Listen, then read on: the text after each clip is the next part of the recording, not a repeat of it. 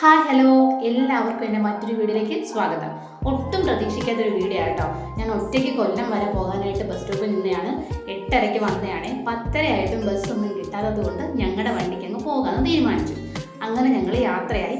വണ്ടിയിൽ ഞങ്ങളുടെ കൂടെ വേറൊരു അതിഥിയും കൂടെ ഉണ്ട്. ആ വിശേഷമൊക്കെ ഞാൻ പറയാം. ഇപ്പം ഞങ്ങൾ തോട്ടപ്പള്ളി പാലം കഴിഞ്ഞ് പോയിക്കൊണ്ടേ ഇരിക്കുക കേട്ടോ. അപ്പം നമ്മുടെ കൂടെ ബസ് സ്റ്റോപ്പിൽ നിന്നൊരു അമ്മയാണ് അത്. ആ അമ്മ കുറേ നേരമായിട്ട് നിൽക്കുന്ന കണ്ടപ്പോഴത്തേക്ക് ഞാൻ വണ്ടി വിളിച്ച് കയറ്റിയതാണ്. അമ്മയോട് വിശേഷങ്ങളൊക്കെ ചോദിച്ചു.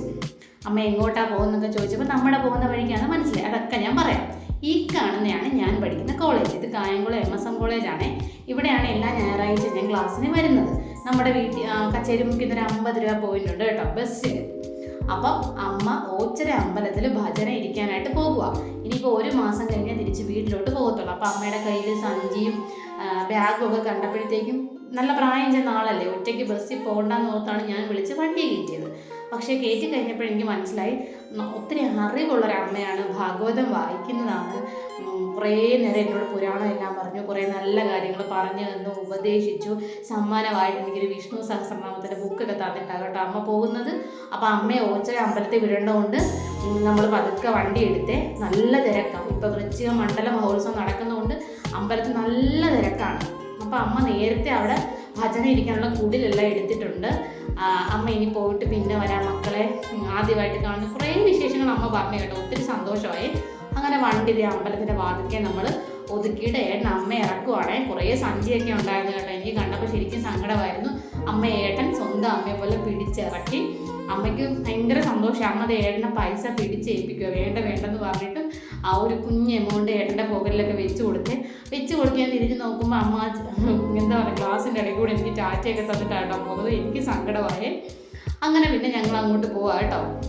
ഇത് കരുനാഗപ്പള്ളിയിൽ മണ്ണ് ഖനനം ചെയ്യുന്ന ഒരു പ്ലേസ് ഏട്ടൻ കാണിച്ചു തന്നെ കേട്ടോ. എനിക്ക് ഒത്തിരി വീഡിയോസൊന്നും അതിൻ്റെ എടുക്കാൻ പറ്റിയില്ലേ. തിരിച്ച് വരുമ്പം എടുക്കണമെന്നൊക്കെ ഞാൻ വിചാരിച്ചു. പക്ഷേ തിരിച്ച് വരുന്ന വഴി എനിക്കത് നല്ല രീതിയിലൊന്നും എടുക്കാൻ പറ്റില്ല. പിന്നെ നമ്മുടെ കൊല്ലം നീണ്ടകര പാർക്കിൻ്റെ സൈഡിൽ നിറച്ചും അമ്മമാരും ചേച്ചിമാരും ഒക്കെ മീൻ കച്ചവടമായിരുന്നു കേട്ടോ. കണ്ടിട്ട് നല്ല രസമായിരുന്നു, കുറേ വെറൈറ്റി ഐറ്റം മീൻ. അങ്ങനെ ഞാൻ കൊല്ലത്ത് KSRTC ബസ് സ്റ്റാൻഡിലെത്തി. ഞാൻ തിരി കൊടുത്തിട്ട് പെട്ടെന്ന് തന്നെ ഒട്ടും താമസിക്കാതെ ഇറങ്ങി. ഇത് കരുനാഗപ്പള്ളി ഒരു മുസ്ലിം പള്ളിയാണ്. താജ്മഹൽ പള്ളി എന്നും പറയും.